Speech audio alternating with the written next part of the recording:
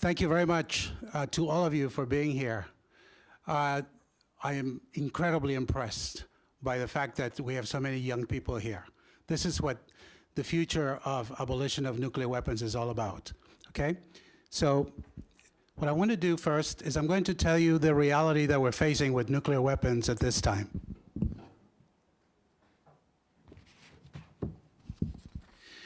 And some of you know that we're in the midst of something very, very complicated crisis between Russia and the United States because of what's going on in Ukraine right now. What we're talking about is two nations with nuclear weapons, something that could get out of hand very easily. So let me just tell you what's going on. The US and Russia possess 15,000 of the world's 16,300 nuclear weapons. A precision attack against Russian nuclear forces would kill 8 to 12 billion people and injure more while destroying most of Russia's nuclear weapons. In a counter-value attack, all that means is that you target the cities and the civilian population. The US could kill or injure up to 50 million Russians with a mere 300 of its current arsenal of more than 7,000 strategic warheads. There's no such thing as a surgical nuclear strike. Nuclear weapons are simply weapons of mass destruction, and their effects are complex, unpredictable, and ultimately uncontrollable. The US has some 22,600 warheads on hair-trigger alert, trained on Russian targets at all times. Russia, with 2,000 nuclear warheads capable of reaching America,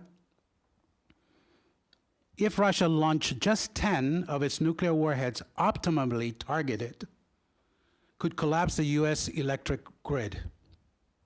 50 would be sufficient to render uninhabitable every US city with a population of over 500,000 souls. 200 would effectively wipe out the US economy, destroying all major transportation, communications, medical, and financial networks. There is no guarantee that the nation could ever recover from such a catastrophe. So, this is the reality. This is what we're up to. And now with what's going on in Ukraine, if there is an accident, you know, where somebody may think somebody launched a nuclear weapon, this could be the reality that we could be looking at. This is why it's so important that all of us, young people, especially young people today, say, abolish nuclear weapons. I'm going to read you a poem by one of my favorite poets, Wendell Berry. It's a poem called To a Siberian Woodsman. Siberia, of course, you know, it's in Russia, right? And he's looking at a magazine, pictures of a magazine. I'm going to read you the first part of the poem to set up the rest of the poem. I'm not going to read you the whole poem. It says, "You lean at ease in your warm house at night after supper, listening to your daughter play the accordion. You smile with the pleasure of a man confident in his hands, resting after a day of long labor in the forest, the cry of the saw in your head, and the vision of coming home to rest.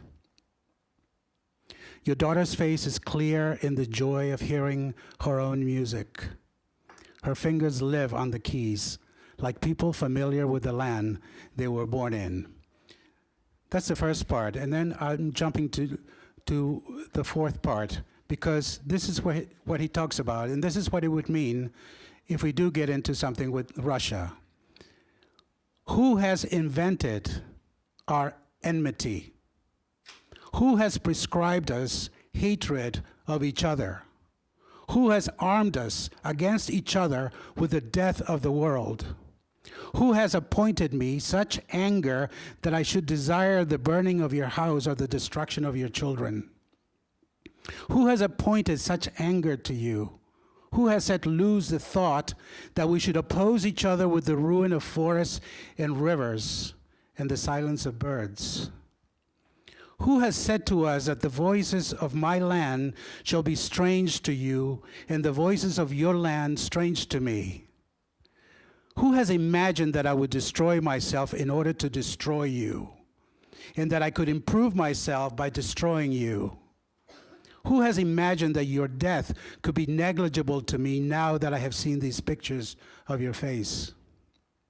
Who has imagined that I would not speak familiarly with you, or laugh with you, or visit with your house and go to work with you in the forest? And now one of the ideas of my place will be that you would gladly talk and visit and work with me.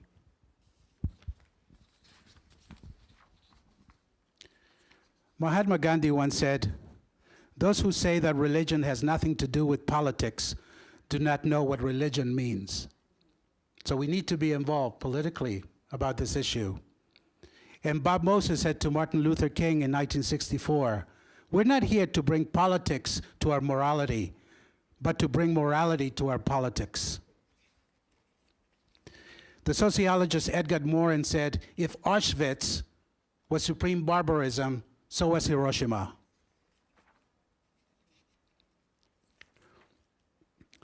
Johan Galtung, Norwegian sociologist and principal founder of the discipline of peace and conflict studies, had this to say: "God did not create us to convert us into radioactive ashes and smithereens. God created us as an act of love for us to love each other." In other words, you go straight to the center, to the theological justification. When we talk about nuclear weapons, we need to talk about it from the standpoint of the theological justification. "I do not think that they are military weapons," he says. "I think they are theological statements.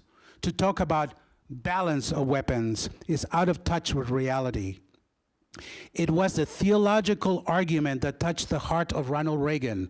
Remember, Ronald Reagan and Gorbachev came very close to abolishing nuclear weapons, but it was the theological argument, the moral argument, that really won him over. Pope Francis says, "Inequality is the root of social evil." Reverend Howard Thurman says, got a minute? One more minute? "Don't ask yourself what the world needs. Ask yourself what makes you come alive, and then go do it. Because what the world needs are people who have come alive."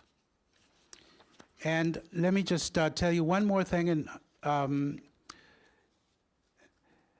the historian Howard Zinn says, "If people could see that change comes about as a result of millions of tiny acts that seem totally insignificant, well, then they wouldn't hesitate to take those tiny acts." So we're all doing this here together. I really appreciate it. And if I have one more minute, I would like to read one last poem.